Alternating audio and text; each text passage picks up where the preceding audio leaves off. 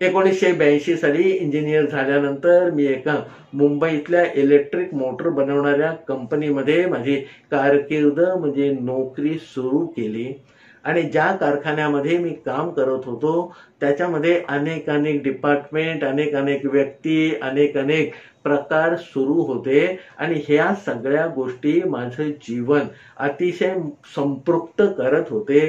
प्रत्येक माणूस, प्रत्येक घटना मला काही ना काही शिकवून जात होतं.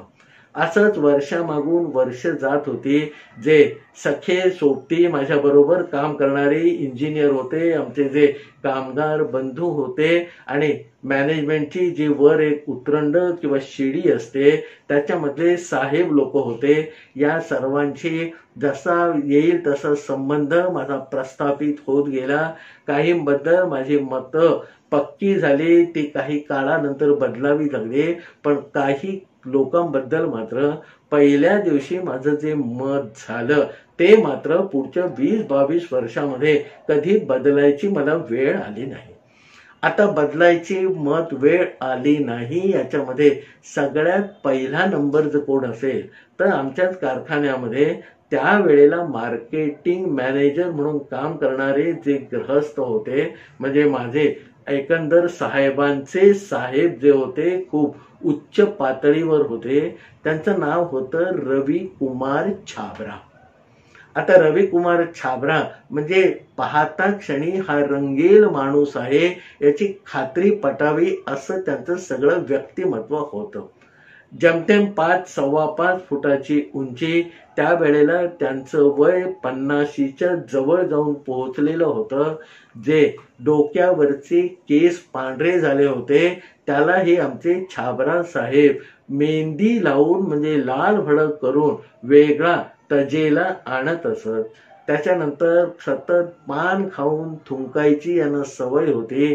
डोळ्यावरती सोनेरी काड्यांचा चष्मा असे आणि भर उन्हाळ्यात म्हणजे एप्रिल-मे मध्ये सुद्धा हे आमचे छाबरा साहेब अगदी कोट बीट घालून सबंध कारखान्यामध्ये फिरत असत. आपल्या हाताखालच्या माणसाने कायम दबावात राहिलं पाहिजे, आपल्याबद्दल त्यांना काहीतरी वेगळं असं वाटत राहिलं पाहिजे. त्यांनी कितीही चांगलं काम केलं तरी त्याची प्रशंसा करायची नाही, कोणाला कधीही शाबासकी द्यायची नाही, हे त्यांचं धोरण होतं. आता स्वतःचा जो रुबाब होता तो अधिकाधिक वाढवत नेण्यासाठी या छाबरा साहेबाने स्वतःच्या भोवती काही दिवे ओवाळणारी मंडळी जशी जमा केलेली होती तशी त्यांचं जे वागणं होतं ते सुद्धा आपला प्रभाव कसा वाढत राहील याच्याबद्दल डोळ्यात तेल घालून काम करणारं वागणं होतं. आता छाबरा साहेब त्यावेळेला दादरला राहत होते आणि दादर पासून आमच्या कारखान्यामध्ये त्यांच्या कारनी यायला त्यावेळेला 30-35 मिनिटं लागायची. आता छाबरा साहेब घरातून निघताना फोन करून आमच्या सिक्युरिटी डिपार्टमेंटमध्ये म्हणजे मेन गेटवर जी सिक्युरिटीची माणसं असत त्यांना सांगत असत की अभी मैं घर से निकल रहा हूं, आप जाके मेरे केबिन का एसी चालू करके रखो. म्हणजे छाबरा साहेब 30-35 मिनिटाचा प्रवास करून जेव्हा कंपनीमध्ये पोहोचतील आणि आपल्या केबिन मध्ये जातील तेव्हा थंडगार केबिन त्यांना मिळायला पाहिजे. आता त्यांच्या हाताखाली अनिल कुलकर्णी नावाचा एक माझा सहकारी होता. म्हणजे आम्ही दोघंही एकाच वेळेला इंजिनियर होऊन या कंपनीमध्ये लागलो होतो आणि हा अनिल कुलकर्णी मार्केटिंग मध्ये लागला होता आणि मी प्रोडक्शन डिपार्टमेंट मध्ये. आता साहेब लोकांची तू मैमै चालत असताना मार्केटिंगचे इंजिनियर लोक आणि आम्ही याच्यामध्ये तसं फारसं तणावाचं वातावरण नसायचं, कारण आपण दोघंही कंपनीचं काम करायला आलेलो आहोत ही जाणीव तिकडच्या आणि इकडच्या दोन्ही इंजिनियरना होते. त्यामुळे कधी एखादी ऑर्डर अर्जंट असेल तर ते आम्हाला येऊन सांगत की बाबा केतकर साहेब हे जरा लवकर करा. मला एखादी अडचण असेल तर मी मार्केटिंगला जाऊन सांगत असे की बाबा अशाऐवजी असं करता येईल का, त्या कस्टमरला विचारा. त्यामुळे मार्केटिंग मधले इंजिनियर आणि आम्ही याच्यामध्ये तसे सलोख्याचे संबंध होते. आता हा जो अनिल कुलकर्णी होता, इतर लोकांप्रमाणे हे छाबरा, रविकुमार छाबरा हात धुवून त्याच्या मागे लागलेले असत. त्याने काही केलं तरी ते बरोबर नाही, हा एकच खोशा त्यांचा होता. अशा या रविकुमार छाबरांच्या हाताखाली अक्षरशः हा जो माझा मित्र अनिल कुलकर्णी होता, त्याला श्वास घ्यायला सुद्धा फुरसत मिळत नसे. पण जसा अनुभव वाढला, जसं त्या कंपनीमध्ये बरीच वर्ष त्याने काम केलं, तसं 1997 साली म्हणजे नोकरी सुरुवात करून 10-15 वर्ष झाल्यानंतर त्याने सहज बाहेर एके ठिकाणी जाहिरात आल्यावर इंटरव्ह्यू दिला, त्याआधी अर्ज केला होता. आणि त्यावेळेला नवी मुंबई पट्ट्यामध्ये जी भारत बिजली नावाची कंपनी होती, आमच्यासारख्याच इलेक्ट्रिक मोटर बनवणाऱ्याचे, त्या कंपनीमध्ये या अनिल कुलकर्णीचं सिलेक्शन झालं. सिलेक्शन झाल्यावर त्याने आमच्या कंपनीमध्ये राजीनामा दिला. राजीनामा दिल्यानंतर या रविकुमार छाबरांकडे जेव्हा त्यांनी राजीनामा दिला, तेव्हा छाबराने दोन्ही बाजूनी बोलावं असं बोलून त्याला हैराण केलं. त्याला सगळ्यात सांगितलं, बाबा तू निघून जातोयस, माझी पिढा जाईल, तुझ्यापेक्षा कोणतरी चांगला माणूस मला मिळेल. पण त्याचबरोबर ते या अनिल कुलकर्णीला उलटा सुलटा संदेश त्याच मीटिंगमध्ये म्हणजे राजीनामा हातामध्ये घेतल्यानंतर देत होते की तुम ये कंपनी छोड़ के कैसे जाते हो वो भी मुझे देखना है. कौन आपको जैसे आपके जैसे कंडम आदमी को कौन नौकरी पे रख रहा है ये भी मुझे देखना है. आता या सगळ्या भडीमारामध्ये काहीही उत्तर न देता या अनिल कुलकर्णीने आपला राजीनामा त्यांच्या हातात दिला आणि तो काही न बोलता बाहेर आला. त्याच्यानंतर जो एक नोटीस पिरियड असतो तो त्यावेळेला 2 महिन्याचा होता. तो नोटीस पिरियड संपण्याची एक आर्तपणे आशा लावून या अनिल कुलकर्णीने तो नोटीस पिरियड संपवून टाकला. राजीनाम्यामध्ये लिहिल्याप्रमाणे एक ठराविक दिवशी त्याला आमच्या कंपनीतून रीतसर बाहेर पडून भारत बिजली नावाच्या कंपनीमध्ये जॉईन व्हायचं होतं. आता पहिला 1.5 महिना त्यांनी कोणाला ताकास्तूर लागून दिली नाही, पण शेवटचे 10-15 दिवस शिल्लक राहिल्यानंतर एक दिवस त्याने मला कोपऱ्यामध्ये घेऊन ही बातमी सांगितली की केतकर, मी आता भारत बिजलीमध्ये जातोय. अर्थातच त्याला तिथे प्रमोशन म्हणजे एक स्टेप वाढवून मिळाली होती. त्याच्या राहत्या घरापासून भारत बिजली आमच्या कारखान्यापेक्षा जवळ होते आणि पगारामध्ये तेव्हा 10-15% त्याला वाढ मिळाली होती. मी त्याचं कॉंग्रॅच्युलेशन केलं व तिथे गेलास की आम्हाला विसरू नको असं सांगितलं. आणि मग शेवटी त्याला म्हटलं की बाबा तू छाबरा साहेबांच्या हाताखाली आहेस, त्यामुळे ही बातमी मला जशी सांगितली तशी कोणाला सांगू नको, तुझ्या त्या छाबराला काही आवडणार नाही. पण तोपर्यंत या अनिल कुलकर्णीने ही बातमी 50 लोकांना अगदी विश्वासात घेऊन सांगून तो मोकळा झाला होता. नोटीस पिरियड संपल्यावर शेवटच्या दिवशी सगळ्यांना हा अनिल कुलकर्णी भेटून गेला. आम्ही परत एकदा त्याचं अभिनंदन केलं आणि 2ऱ्या की 3ऱ्या दिवसापासून भारत बिजलीमध्ये हा अनिल कुलकर्णी मार्केटिंग एक्झिक्युटिव्ह म्हणून काम करायला सुरुवात केली. आता एका कंपनीतून दुसऱ्या कंपनीत जाताना काही कागजी कारवाई असते, ती करायची असते की इथे तुम्ही राजीनामा दिल्यानंतर सगळ्यात महत्वाचं पत्र तुम्हाला जुन्या कंपनीकडून घ्यायचं असतं आणि ते म्हणजे रिलिव्हिंग लेटर. आता नवीन कंपनीमध्ये जॉईन झाल्यानंतर 8-10 दिवसामध्ये जुन्या कंपनीतून नव्या कंपनीमध्ये आपलं रिलिव्हिंग लेटर घेऊन यायचं. हे त्यावेळचा प्रघात होता. आमचा अनिल कुलकर्णी जो भारत बिजलीमध्ये जॉईन झाला होता, तिथल्या एचआरने त्याला जॉईन करून घेताना सांगितलं की बाबा बाकीचे सगळे तुझे डॉक्युमेंट म्हणजे तुझी सर्टिफिकेट बाकी सगळं ठीक आहे, पण तुझ्या कंपनीतून रिलिव्हिंग लेटर मात्र घेऊन ये, म्हणजे आमच्या कंपनीमध्ये तुला दाखल करण्याची जी प्रोसिजर आहे ती खऱ्या अर्थाने पूर्ण होईल. आता नेहमीप्रमाणे एचआरने पहिले 15-20 दिवस या अनिल कुलकर्णीला जिथे नवीन कंपनीमध्ये तो गेला होता तिथे काही विचारलं नाही, पण त्याच्यानंतर जसे 15 दिवस उलटून गेले तसं तिथल्या एचआर डिपार्टमेंटने या अनिल कुलकर्णीकडे थोडासा मागोवा किंवा पिच्छा सोडायला सुरुवात केली की बाबा कुलकर्णी तुमचं ते जुन्या कंपनीतलं रिलिव्हिंग लेटर आणा. मग अनिल कुलकर्णी कधी वेळ काढून आमच्या कंपनीमध्ये येत असे, छाबरासारख्या माणसाला भेटत असे, तो त्याला एचआर कडे पाठवत असे. एचआर सांगत असे की बाबा माझ्याकडे छाबरा साहेबांनी एक फॉर्म असतो, तो फॉर्म भरून दिला की रिलिव्हिंग लेटर द्यायला मला काही नाही, पण जे काही काम करायचंय ते छाबरा साहेबांच्या सहीनेच होणार आहे. मग कधी फोनवरून, कधी प्रत्यक्ष भेटून, कधी आणखीन काही सांगून हा अनिल कुलकर्णीने पुढचा महिनाभर असा अतिशय टेन्शन मध्ये काढला.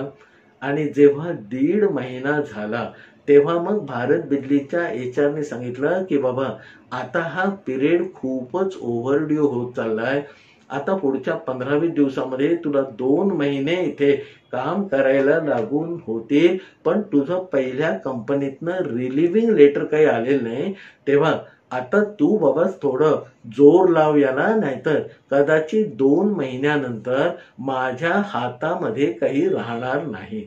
म्हणजे इनडायरेक्टली त्या आमच्या अनिल कुलकर्णीला त्यांनी सांगितलं की बाबा रिलिव्हिंग लेटर मिळालं नाही तर तुझी इथली नोकरी धोक्यामध्ये येऊ शकते. एक ठराविक कालमर्यादेपेक्षा जास्त आम्ही काही वाट बघू शकत नाही. आता जेव्हा शेवटचा हा सिग्नल तिथल्या एचआर डिपार्टमेंटने आमच्या या अनिल कुलकर्णीला दिला तेव्हा तो अस्वस्थ झाला. आणि त्याच अस्वस्थतेमध्ये कोणाकडे तरी आपण मोकळं व्हावं, काहीतरी करावं, कोण आपल्याला मदत करेल अशा विमनस्क अवस्थेमध्ये त्याने मला फोन केला. कंपनीमध्ये त्यावेळेला फोन आला, मी फोन उचलला आणि मग त्याने मला गुपचूप सांगितलं की बाबा अजून मला आपल्या कंपनीतून रिलिव्हिंग लेटर मिळालेलं नाही आणि हे रिलिव्हिंग लेटर आता इथे आणून देण्याची मुदत सुद्धा संपून गेले.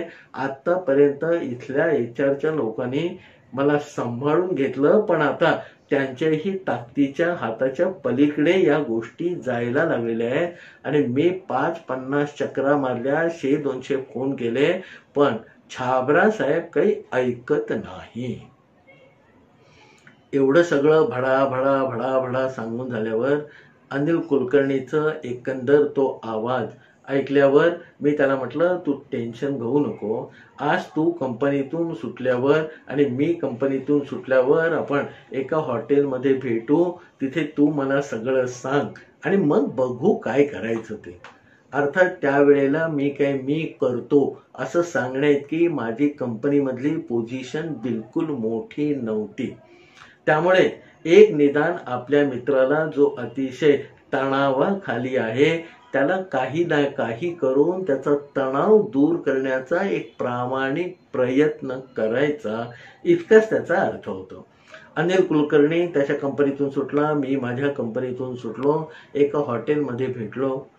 हॉटेलमध्ये नावापुरता चहा नाश्ता करून अनिल ज्या परिस्थितीमध्ये होता त्यातून मला त्या गोष्टीचा सिरियसनेस पक्का जाणवला की नवीन लागलेली नोकरी रिलिव्हिंग लेटर देता येत नाही, म्हणून जर सोडायची वेळ आली तर किती मोठी नामुष्की होईल. आणि मग भारत बिजली कडून ही बाब लोकांना कळले तर या अनिल कुलकर्णीला आयुष्यामध्ये परत चांगल्या कंपनीमध्ये नोकरी मिळणं दुरापास्त होईल. आणि त्याचं कारण एकच, कारण रिलिव्हिंग लेटर नाही आणि ते सुद्धा छाबरा नावाच्या माणसाने अडकवून ठेवल्यामुळे.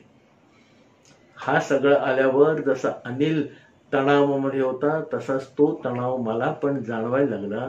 कारण आता जे सगळं सांगितलं ते माझ्या पुढे ताट वाढून ठेवलेलं होतं.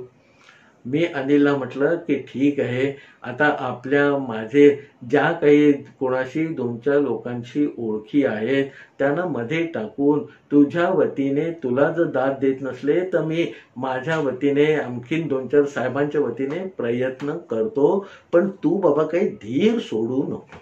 मग थोडंसं आश्वस्त मोकळं होऊन अनिल कुलकर्णी निघून गेला.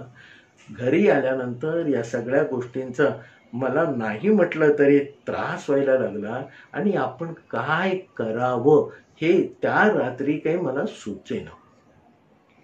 दुसऱ्या दिवशी सकाळ झाली. मी नेहमीप्रमाणे कामावर गेलो आणि 11:30-12च्या सुमारास माझ्या मनामध्ये एक खिचडी शिजली. आता ती खिचडी अर्थातच बिरबलाची होती किंवा गाजराची पुंगी होती. त्या खिचडीने अनिल कुलकर्णीचा प्रश्न संपेल असं मला स्वतःलाच वाटत नव्हतं. पण आपल्या भात्यामध्ये हा जो शेवटचा बाण आहे तो मारून बघायचा असा निश्चय मी केला आणि मग त्या कामाला मी लागलो. हे सगळं असं घडत असताना त्याच वेळेला मराठवाड्यातल्या परळी वैजनाथ नावाचं जे गाव आहे त्या गावापासून 40-42 किलोमीटरवर एका साखर कारखान्याची उभारणी होत होती. त्याच विभागातल्या म्हणजे परळी वैजनाथ मधल्या एका धुरंधर आणि अतिशय तडफदार अशा राजकारण्याने तो कारखाना उभा राहिला आणि आजूबाजूच्या शेतकऱ्यांचं जीवन बदलायचा प्रयत्न म्हणून तो कारखाना उभारणीला सुरुवात केलेली होती. काही काळापूर्वी या व्यक्तिमत्वाची आणि माझी एका कार्यक्रमामध्ये ओळख झालेली होती आणि त्या कारखान्यामध्ये एक इंजिनियर म्हणून मी थोडंसं लक्ष घालावं असं या धुरंधर राजकारण्याचं किंवा महाराष्ट्र ढवळून काढणाऱ्या त्या व्यक्तिमत्वाचं म्हणणं होतं. मी त्याला मान्यता दिली होती आणि परळी वैजनाथ पासून 42 किलोमीटर असलेल्या पाणगाव नावाच्या गावामध्ये त्याच्यानंतर या व्यक्तिमत्वाच्या सांगण्यावरून मी 3-4 वेळेला कारखान्यामध्ये जाऊन आलेला होतो. आता या व्यक्तिमत्वाशी माझे जे काही संबंध निर्माण झालेले होते त्याचा कुठेतरी थोडासा फायदा करून घेण्यासाठी मी मग दुसऱ्या दिवशी सरळ मंत्रालय गाठलं आणि 6व्या मजल्यावर आपल्या केबिन मध्ये बसलेल्या महाराष्ट्र ढवळून काढणाऱ्या आणि सत्तांतरानंतर सत्तेमध्ये आलेल्या त्या धुरंधर राजकारण्याची भेट घेतली. त्यांनी माझं स्वागत केलं. कारखान्याबद्दल त्यांना जे काही सांगायचं होतं ते सांगितलं. मी परत कधी जाणार आहे याची विचारपूस केली आणि मग त्यांनी मला विचारलं की केतकर साहेब, तुम्ही अचानकपणे आज माझ्याकडे आला आहात, तुमचं काही काम आहे का? मी याच क्षणाची वाट बघत होतो. मग फारसा वेळ न घेता मी आमच्या अनिल कुलकर्णीची सगळी कहाणी त्या धुरंधर राजकारणी व्यक्तिमत्वाच्या कानावर घातली. मग सगळं ऐकून झाल्यावर ते म्हणाले की तुमच्या कारखान्याचा फोन नंबर आणि डिटेल पत्ता या समोरच्या पॅड मध्ये जरा लिहून ठेवा बघू. मग पडत्या फाळाची आज्ञा घेऊन आमच्या कारखान्याचे त्यावेळेला जेवढे सगळे लँडलाईन नंबर होते ते मी एका खाली एक लिहिले. कारखान्याचं नाव आणि सविस्तर म्हणावा असा पत्ता मी लिहून ते पॅड समोर साहेबांकडे सरकवलं. साहेबांनी ते पॅड आपल्या ताब्यामध्ये घेऊन उजव्या बाजूचा आपल्या टेबलाच्या खणाचा ड्रॉवर उघडला आणि त्याच्यामध्ये ते पॅड टाकून दिलं आणि मग मला म्हणाले की केतकर साहेब, तुम्ही काळजी करू नका, आपण काहीतरी करू. आता आपण काहीतरी करू हे माझ्या कानाला सुखवणारे शब्द त्यांच्याकडून आल्यावरती मला नाही म्हटलं तरी थोडंसं बरं वाटलं. मी त्यांचा निरोप घेऊन परत घरी आलो.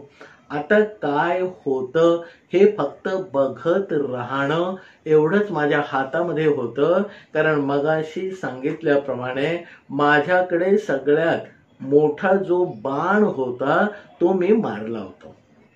तिसऱ्या दिवशी मी जेव्हा कामावर गेलो तेव्हा कामामध्ये खरं तर माझं काही लक्ष लागत नव्हतं. त्याच दिवशी दुपारी 11:30-12च्या सुमारास महाराष्ट्र शासन असं ठळकपणे लिहिलेल्या 3 अँबॅसेडर गाड्या एका पाठोपाठ एक येऊन आमच्या कंपनीच्या दारामध्ये उभ्या राहिल्या. त्याच्या मागे मग 4-5 जीप होत्या. त्या जीप सुद्धा माणसाने खचाखच भरलेल्या होत्या. महाराष्ट्र शासन दिलेली पहिली अँबॅसेडर गाडी जी आमच्या कंपनीच्या गेटला खेटून उभी होती, तिच्यामधून मग ड्रायव्हरच्या शेजारी बसलेला एक गृहस्थ लगबगीने खाली उतरला आणि मग आमच्या सिक्युरिटीला त्याने काहीतरी सांगितलं. ते सांगितलेलं ऐकल्याबरोबर त्या सिक्युरिटीचा जो इन्चार्ज होता त्याने केवळ 1 मिनिट थांबा साहेब असं म्हणून अजीजी केली आणि तात्काळ आपल्या जवळचा फोन म्हणजे इंटरकॉम फिरवून आतमध्ये काम करत असलेल्या HR डिपार्टमेंटचे जे हेड होते त्यांच्याशी संपर्क साधला. त्यावेळेला देसाई नावाचे HR हेड आमच्याकडे होते.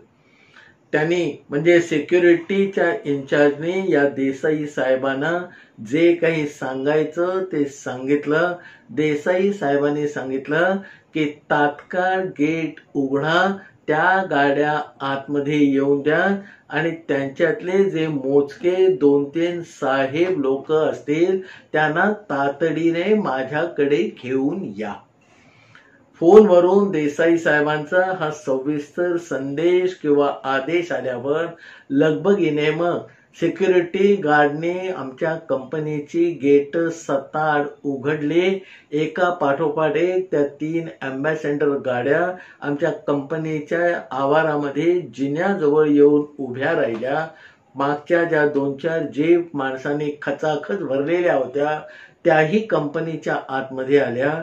या अँबॅसेडर गाड्या आतमध्ये जाऊन उभं राहीपर्यंत आपल्या डोक्यावरची टोपी सारखी करत जो सिक्युरिटी हेड होता तो धावत धावत येऊन या गाड्यांच्या जवळ थांबला आणि मग त्याने अदबीने एकेका गाडीचा दरवाजा उघडला. त्या 3 अँबॅसेडर मधनं जे 3 साहेब लोक बाहेर पडले त्यांना मोठ्या अदबीने गुड आफ्टरनून करून आपल्या मागे येण्याची खूण करून हा सिक्युरिटी इन्चार्ज मग या 3 साहेब लोकांना घेऊन HR हेड देसाई साहेबांच्या केबिन मध्ये पोहोचला. देसाई साहेबांना आणि या मंत्रालयातून आलेल्या साहेब लोकांना कडक सॅल्यूट मारून मग हा सिक्युरिटी इन्चार्ज बाहेर आला. जिना उतरून खाली येईपर्यंत त्यांनी बघितलं की पाठोपाठ आलेल्या 4ही जीप रिकाम्या झालेल्या होत्या. हातामध्ये टेप, पॅड, पेन घेऊन त्याच्यातले सगळी माणसं कंपनीमध्ये सगळीकडे विखुरलेली होती. कोणाचा पायपूस कोणाच्या पायात नाही अशी जी परिस्थिती म्हणतात तशी झालेली होती. आता साहेबांनी सांगितल्याप्रमाणे आपण या 3 मोठ्या साहेबांना देसाई साहेबांकडे नेऊन सोडलं. आता आपलं काही घेणं देणं असून उपयोग नाही असा विचार त्या सिक्युरिटी इन्चार्जने केला आणि तो परत आपल्या गेटवर असणाऱ्या केबिन मध्ये जाऊन विसावला. देसाई साहेबांनी हे समोर जे 3 लोक येऊन बसले होते त्यांच्याकडे जुजुबी चौकशी सुरू केली. चौकशी सुरू केल्यानंतर त्या तिघांनीही आपापली ओळख सांगितली. पहिले जे साहेब होते ते म्हणाले मी अप्पर सचिव फूड आणि बिव्हरेज महाराष्ट्र शासन असं म्हणून त्यांनी आपलं आय कार्ड दाखवलं. दुसरे जे साहेब गलेलठ्ठ चेहऱ्याचे अतिशय करारी बाणा असावा असं चेहऱ्यावरून वाटणारे ते म्हणाले मी mister Ratna Pharke industrial safety incharge Maharashtra government. Ratna Parkhi साहेबांनी आपली अशी ओळख करून दिल्यानंतर लगबगीने जे तिसरे साहेब बसलेले होते त्यांनीही आपलं आय कार्ड काढून आमच्या HR हेड देसाई साहेबांच्या समोर धरलं आणि सांगितलं, मी mister Dikshit, incharge Maharashtra state excise department. आता हे सगळी टोळधाड आपल्याकडे का आलेली आहे?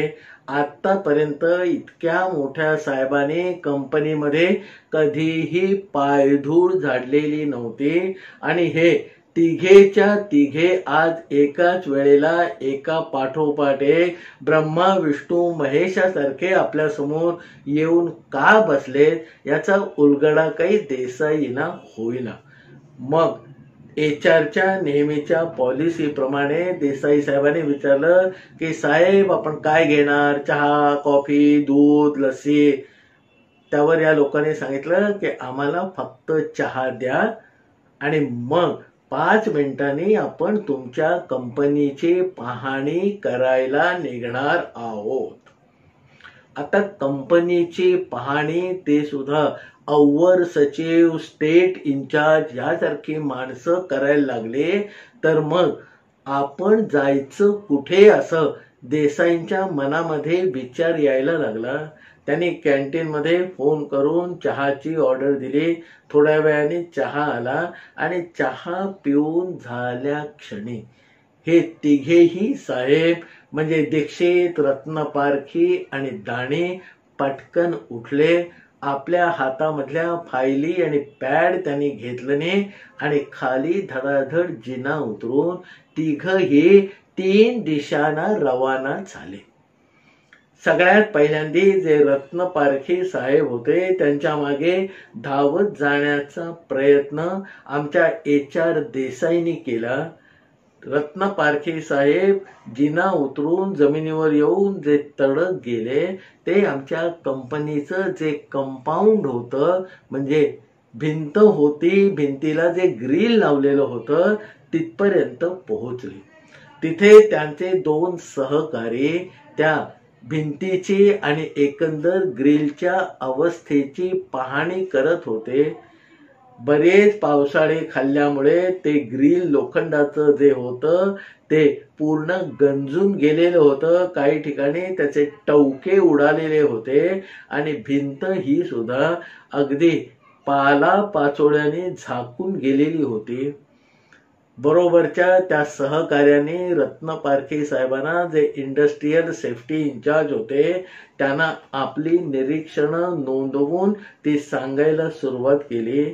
तुम्ही बरोबर काम करताय, बरोबर काम करताय असा इशारा करत त्यांना कामाची पुढची लाईन देऊन मग रत्न पारखी साहेब प्रत्यक्ष शॉप फ्लोअरवर म्हणजे जिथे मशिनरी असून तिथे प्रोडक्शनचं काम चाललेलं होतं तिथे एखाद्या टोळधाडीसारखे घुसले. मग त्याने हातातला टेप म्हणजे मेजरिंग टेप होता तो तिथे काम करणाऱ्या त्यांच्या सहकार्यांकडे दिला आणि प्रत्येक 2 मशीन मधलं अंतर, प्रत्येक 2 पिलर मधलं अंतर, प्रत्येक खांबावर असलेलं स्विचबोर्ड म्हणजे इलेक्ट्रिकची बटणं, पंखे न चालणारे, चालणारे, चालताना आवाज करणारे याची सगळी गणती सुरू केली. तिसरे जे साहेब होते दाणी साहेब ते सरळ कॅन्टीन मध्ये गेले. तिथली एकंदर अस्वच्छता, टाकलेले पदार्थ, ठेवलेले पदार्थ, मोडक्या खुर्च्या यांची पाहणी त्यांनी सुरू केली आणि दीक्षित साहेब जे होते ते सरळ उठून एक्साइज डिपार्टमेंटचे जे साहेब होते त्यांच्या केबिन मध्ये घुसले आणि गेल्या 6 महिन्याचे सगळे एक्साइजचे रिपोर्ट म्हणजे सगळ्या फायली माझ्या पुढे आत्ताच्या आत्ता आणा असा आदेश एक्साइज डिपार्टमेंटचे आमचे जे साहेब होते कंपनी एक्साइज बघणारे त्यांना तडफेने दिला आणि कामाला लावलं. देसाई साहेब या रत्न पारखी साहेबांचं एकंदर वर्तन आणि त्यांनी तडफेने दिलेल्या सूचना बघून काय समजायचं ते समजले आणि मग त्याने त्या 3 लोकांना आणि त्यांच्या सहकार्यांना तिथे सोडून सरळ धाव घेतली। त्यावेळेला आमच्या डिपार्टमेंटचे सगळ्यात हेड जे व्हाईस प्रेसिडेंट होते मोतेवार साहेब म्हणून, त्यांच्याकडे गेले। आता मोतेवार हा तसा नागपुरी ढंगाचा काळा कुळकुळीत 6 फूट उंचीचा माणूस, लोकाला कसपटा समान लेखण्यामध्ये नंबर 1, कुणाशी सरळ बोलायचं याच्या आई बापाने त्यांना कधी शिकवलंच नव्हतं। आपल्या पोझिशनचा एक कुर्रेबाजपणा आणि लोकांना लागट आणि कुचकं बोलण्यामध्ये ज्यांची ख्याती होती, अशा या मोतेवार साहेबांना म्हणजे आमच्या व्हाईस प्रेसिडेंटना देसाई साहेबांनी गेल्या 15-20 मिनिटांमध्ये घडलेला जो काही प्रकार होता तो धडधडत्या अंतःकरणाने आणि आपल्याला घाम फुटलेल्या शरीराने सांगायला सुरुवात केली। आता हे मोतेवार व्हीपी होते, त्यांनी 4 पावसाळे या देसाई पेक्षा अधिक बघितलेले होते, पण कुठच्याही पावसाळ्यामध्ये अचानक अशी झालेली वृष्टी काही त्यांनी पाहिलेली नव्हती की शासनाचे अतिशय उच्च अधिकारी एका दिवशी कुठचीही पूर्व सूचना न सांगता न देता घुसतात आणि तडक कामाला सुरुवात करतात। हे सगळं देसाईने जे धडधडत्या अंतःकरणाने ऐकलं त्यावर मोतेवार साहेबांचे डोकं चक्रायला लागलं। त्यांनी मग आणखीन आमचे जे हेडक्वार्टर ऑफिस होतं तिथे फोन करून काही मदत मिळते का किंवा तिथे काही सूचना आलेली आहे का याचा एक अंदाज घेण्याचा प्रयत्न केला, पण सगळ्या हेड ऑफिसमधनं या मोतेवार साहेबांना सांगितलं गेलं की बाबा हा तुमच्या डिव्हिजनचा म्हणजे तुमचा प्रॉब्लेम आहे, कंपनीचं याच्यामध्ये काही घेणं देणं नाही आणि ही जी काही टोळधाड आलेली आहे त्याला तुम्हीच सामोरं जायला पाहिजे। हेड ऑफिसकडनं कुठचीही मदत तुम्हाला मिळणार नाही। आता हातपाय लटपटत्या अवस्थेमध्ये मोतेवार साहेब आपल्या खुर्चीवर बसले। समोर उभ्या असलेल्या देसाईंना त्याने बसायची खूण केली। दोघ जण 5-10 मिनिटं कोणाशी काही न बोलता एकटक एकमेकाकडे नुसते बघत होते। मग थोडंसं सावरून या मोतेवार साहेबांनी म्हणजे व्हीपीने देसाई साहेब जे HR हेड होते त्यांना सांगितलं की बाबा आता ते आलेले आहेत, त्यांना जे काही लागेल ते पुरवा, जे काही मागतील ते द्या आणि त्यांचं एकंदर कल काय आहे त्याच्याप्रमाणे आपण पुढच्या गोष्टी ठरवू। 11:30 वाजता आलेली टोळधाड ही 2:30-2:45 वाजता सगळ्या कंपनीचा एक मुआयना किंवा खडतर परीक्षण करून पुन्हा एकदा कंपनीच्या कॉन्फरन्स रूम मध्ये आली। त्यावेळेला हे दीक्षित दाणे आणि रत्न पारखी साहेब होते, त्याची सगळी टीम त्या कॉन्फरन्स रूम मध्ये जमा झाली। तिथे मोतेवार साहेब आणि HR हेड देसाईंना बोलवण्यात आलं। रत्न पारखी साहेबांनी मग आपण केलेली सगळी निरीक्षणं एका कागदावर लिहून त्याचे सरकारी मेमो बनवून एक एक करत मोतेवार साहेबांकडे पाठवायला सुरुवात केली आणि या सगळ्या सुधारणा करायसाठी कुणाला 24 तास, कुठच्या सुधारणेला 1 दिवस, कुठच्या सुधारणेला 1 आठवडा अशी वॉर्निंग त्याच्यावरती लिहिली। आता एवढ्या सगळ्या सुधारणा 24 तासामध्ये 48 तासामध्ये एका आठवड्यामध्ये होणं शक्य नाही हे मोतेवार साहेबांना जाणवत होतं, पण का कसं असं विचारायची ताकद मात्र या 3 साहेबांच्या समोर मोतेवार साहेब त्या डिव्हिजनचे म्हणजे आमच्या डिव्हिजनचे हेड असूनही त्यांना काही नव्हती।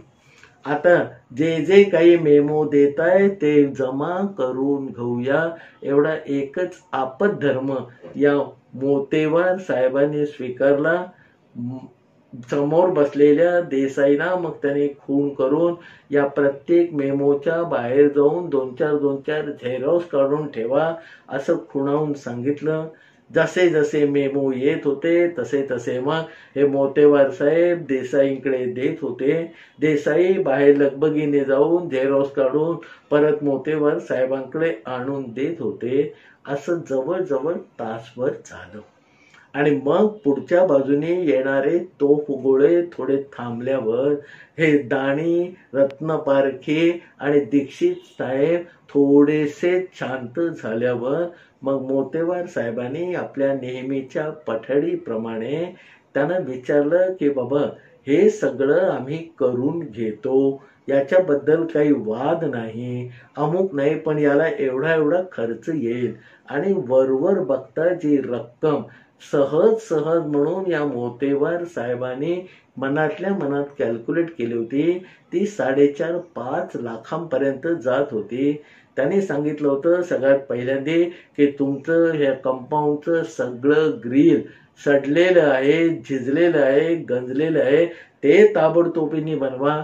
त्याला 48 तासाची मुदत दिली. तुमच्या कॅन्टीन मध्ये असा सगळा गैरप्रकार आहे, इतक्या खुर्च्या मोडक्या आहेत, तितकी टेबल वाकडी आहेत आणि सेफ्टीच्या दृष्टीने हे काही योग्य नाही आणि म्हणून हे सुद्धा काम 48 तासामध्ये करा.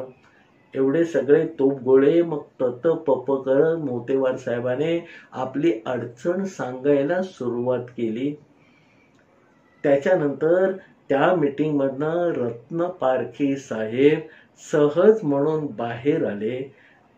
उरलेल्या 2 साहेबांची आणि मोतेवार आणि आमचे HR हेड देसाई यांची झक्काझक्की सुरूच होती. बाहेर आलेल्या रत्नपारखी साहेबाने मग एक फोन नंबर त्यांच्या मोबाईल मधून काढून तो फिरवला. रत्नपारखे साहेबांनी तो नंबर फिरवल्याबरोबर माझ्या खिशातला मोबाईल खणखणायला लागला. तोपर्यंत आजूबाजूला हे सगळं चाललेलं आहे हे मी बघत होतो, पण त्याची कारण मीमांसा किंवा एकंदर ज्याला टोटल म्हणतात ती काही मला लागत नव्हती. खिशामध्ये खणखणणारा मोबाईल मी पटकन उचलला. अनोळखी नंबर होता. मी पटकन कानाला लावला आणि हॅलो म्हटलं. तेवढ्यात समोरून आवाज आला की साहेबांनी आम्हाला पाठवलंय, मी रत्नपारखी इंडस्ट्रियल इन्चार्ज बोलतोय, तुम्ही कुठे आहात ते मला वर येऊन भेटा. आता रत्नपारखी साहेब हे नाव मी तोपर्यंत ऐकलं नव्हतं. HR आणि आमचे सगळे धुरंधर वर असताना या रत्नपारखी साहेबांना जे इंडस्ट्रियल सेफ्टी इन्चार्ज महाराष्ट्र शासनाचे आहेत त्यांना माझ्याशी काय काम कळलं आणि त्यांनी अशा दटावणीच्या स्वरामध्ये मला का बोलावलं हे मला कळेना. मी हात धुवून जरा तोंडावर पाणी मारून लगबगीने वर गेलो. जाडजूड शरीराच्या तीक्ष्ण नजरेच्या गोऱ्यापान अशा दणदणीत माणसाने मला खून करून बोलावलं आणि त्याच्या शेजारी असणाऱ्या एका रिकाम्या केबिन मध्ये मला घेऊन गेले. तिथे गेल्यावरती मला हाताला धरून त्याने खुर्चीत बसवलं. समोरची एक खुर्ची रत्नपारखी साहेबांनी ओढली आणि मला म्हणाले की साहेबांनी आम्हाला पाठवलंय, आता यांच्याकडे गोंधळ उडालेला आहे, तुमचं काय काम आहे ते पटकन करून घ्या. आता साहेबांचं नाव सांगितल्यावर माझ्या मनामध्ये 200 ट्यूबलाईट एकदम पेटल्या आणि मग रत्नपारखी साहेबांना मी अतिशय हळू आवाजामध्ये आणि मोजक्या शब्दामध्ये सांगितलं की अनिल कुलकर्णी नावाचा एक इथून सोडून गेलेला कर्मचारी आहे, त्याला भारत बिजलीमध्ये नोकरी लागलेली आहे, पण गेले 2 महिने जवळजवळ या आमच्या ऑफिसने ते रिलिव्हिंग लेटर दिलेलं नाही आणि हे मी साहेबांच्या कानावर घातलं होतं, आपल्याला ते रिलिव्हिंग लेटर घ्यायचंय. रत्नपारखे साहेबांनी सगळं समजून घेतलं आणि मग मला विचारलं की रिलिव्हिंग लेटर कोण तयार करून देणार आहे. माझ्या पटकन मनामध्ये आलं होतं की रविकुमार छाबरांचं नाव सांगावं, पण रविकुमार छाबरा या माणसाला ज्या पद्धतीने मी ओळखून होतो त्यामुळे त्यांच्या नावावर मनातल्या मनात काठ मारून मी रत्न पारखे साहेबांना आमच्या मोतेवर साहेबांच्या मागे लावून देण्याचं ठरवलं. आणि मी सांगितलं की हे बघा, तसं अनेक लोक हे काम करू शकतात, पण शेवटी मोतेवर साहेबांनी म्हणजे आमच्या डिव्हिजनच्या जे व्हाईस प्रेसिडेंट आहेत त्यांच्याशीच तुम्ही बोला. तुमच्याशी ते बोलले आणि त्यांनी हो म्हटलं तरच हे काम होईल. बाकी कुठे म्हणजे नुसतं दळण दळल्यासारखं हे लोक करतील. रत्न पारखे साहेबांनी पटकन बाहेरचा रस्ता धरला आणि जाताना मला खुणावलं की मी गेल्यानंतर 5-10 मिनिटांनी मग तुम्ही केबिन मधनं बाहेर पडा, म्हणजे आपल्याला दोघांना एकदम केबिनच्या बाहेर पडताना कंपनीत कोणी बघता कामा नये. बाहेर गेल्यावर रत्न पारखे साहेबांनी मग मोतेवर साहेबांची चौकशी केली. मोतेवर साहेब तोपर्यंत कॉन्फरन्स रूम मधून निघून आपल्या केबिन मध्ये गेले होते. रत्न पारखे साहेब त्यांच्या केबिन मध्ये घुसले आणि मोतेवर साहेबांच्या समोर बसून त्यांना जे काही सांगायचं ते त्यांनी सांगितलं.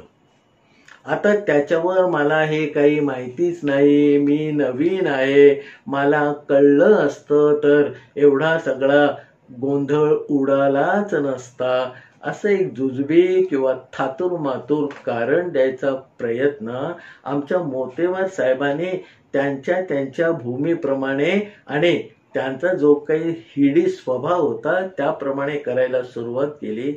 रत्न पारखे साहेबांनी सगळं ऐकून घेऊन त्यांना सांगितलं की बाबा, हे लेटर तयार होईल तेव्हाच आम्ही इथून बाहेर जाऊ, नाहीतर आम्ही काही तुमची पाठ सोडत नाही.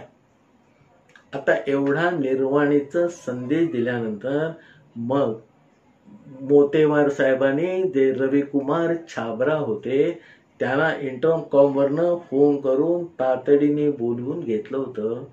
आतापर्यंत रविकुमार छाबरा फारच खुशीमध्ये होते, कारण त्यांचं डिपार्टमेंट सोडून बाकीच्या सगळ्या डिपार्टमेंटची महाराष्ट्र शासनाने आज वाट लावायला घेतलेली आहे हे त्यांच्यापर्यंत पोहोचलं होतं. पण मार्केटिंग पर्यंत ही आग लागलेली नाही याचा काहीसा आनंद या रविकुमार छाबरांना बसल्या बसल्या होत होता.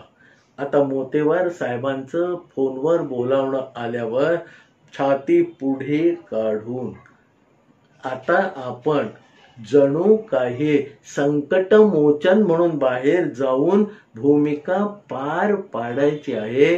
मोतेवार साहेबांचा प्रश्न आपण सोडवायचा आहे. अशा आविर्भावामध्ये हे रविकुमार छाबरा आपल्या केबिन मध्ये बाहेर आले आणि मोतेवार साहेबांच्या केबिन मध्ये घुसले. तिथे मोतेवार साहेबांनी जी काही त्यांची बिन पाण्याने करायची ती केली. त्यांना सांगितलं की अनिल कुलकर्णीचं रिलिव्हिंग लेटर बनवून घेऊन या. त्यावर खांदे उडवत रविकुमार छाबरा आमच्या व्हीपीना म्हणाले कि लेटर तो कब का बन चुका है, वो अनिल कुलकर्णी लेने को आता ही नहीं. आता मार्केटिंगचं सगळं स्किल आणि रविकुमार छाबरा या नावाला त्यांचा साधेसा जो स्वभाव होता त्यांनी आपल्यावर आलेलं हे गंडांतर परत एकदा मोतेवारांकडे ढकलून दिलं. त्यावेळेला मग तिथे बसलेल्या रत्न पारखे साहेबांनी मध्ये तोंड घातलं आणि छाबरांना सांगितलं कि साहब, अगर आप बोलते अगर वैसी बात है तो हमें यहाँ तक आने की जरूरत पड़ती नहीं. आपने वो लेटर दबा के रखा है, अगर है तो अभी लेके आइए. आता जेव्हा छाबरा दुडक्या चालीने पळत ते रिलिव्हिंग लेटर आणायला आपल्या केबिन पर्यंत पोहोचले, तोपर्यंत परत एकदा खुर्चीवरून उठून हे रत्न पारखे साहेब मोतेवार साहेबांच्या केबिन मधनं बाहेर आले आणि तिथून त्यांनी मला परत फोन केला आणि मला सांगितलं की केतकर साहेब, छाबरांनी लेटर बनवलेलं आहे, ते आता तो आपल्याला आणून देतोय, आता काय करायचं.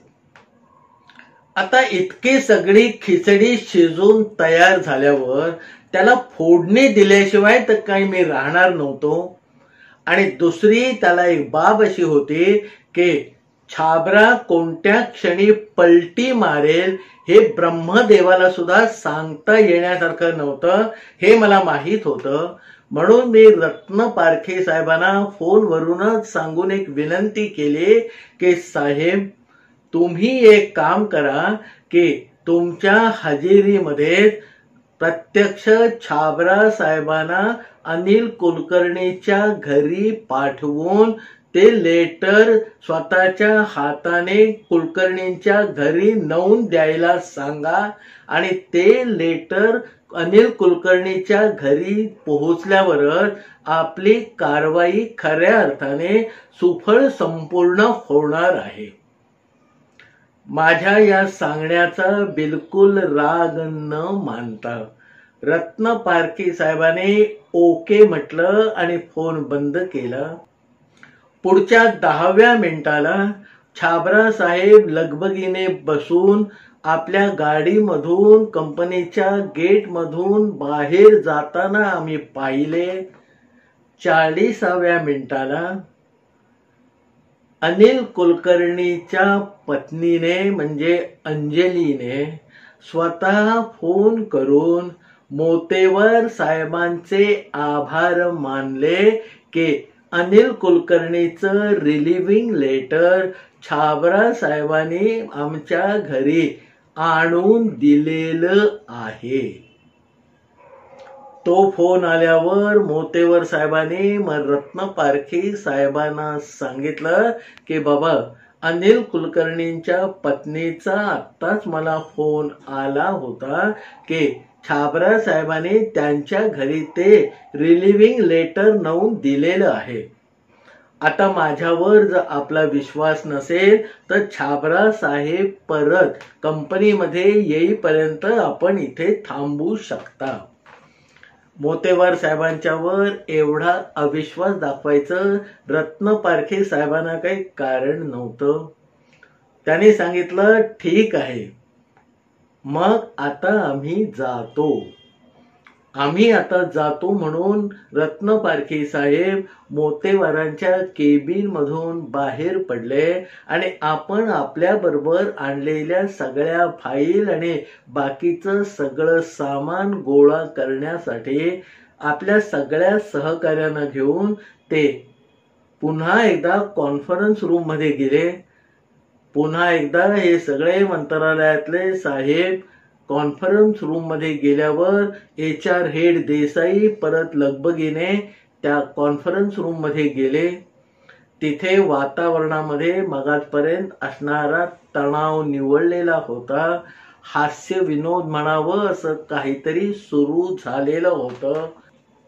रत्न पारखे साहेब, दाणी साहेब आणि दीक्षित साहेबांनी आपापल्या बॅगा भरल्या, सगळी कागदपत्र जमा केली आणि सुहास्य वदनाने पुन्हा एकदा धावत आलेल्या देसाई बरोबर शेक हँड करून ते निघाले.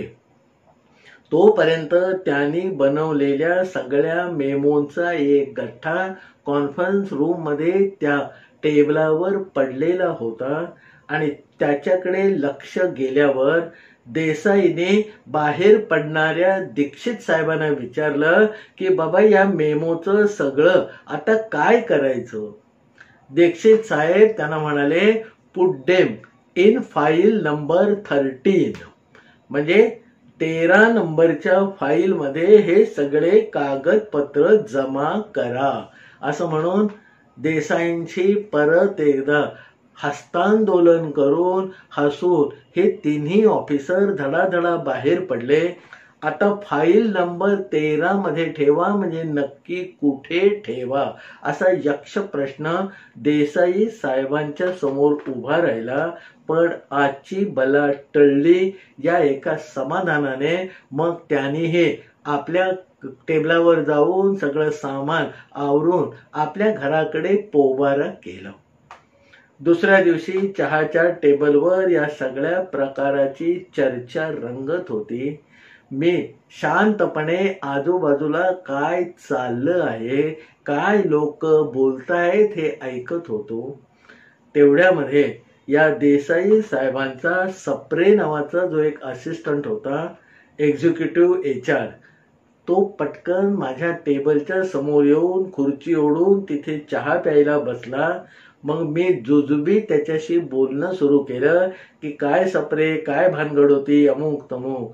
मग सप्रेने थोडक्यात मला सांगितलं आणि देसाई साहेबांना पडलेला प्रश्न त्याने माझ्या पुढे टाकला की जाताना ते मंत्रालयातले साहेब लोक सांगून गेले की आम्ही तुम्हाला दिलेले सगळे मेमो फाईल नंबर 13 मध्ये फाईल करून ठेवा. आता फाईल नंबर 13 म्हणजे काय की आपण फाईल नंबर 13 आता बनवायची. त्याच्यावर चहा मी संपवून सप्रेला जवळ घेऊन सांगितलं की अरे मंत्रालयामध्ये फाईल नंबर 13 म्हणजे त्या कागदपत्रांना पुढच्या भविष्यात कधीही हात लावायचा नाही अशी कागदपत्र म्हणजे फाईल नंबर 13 मधली कागदपत्र.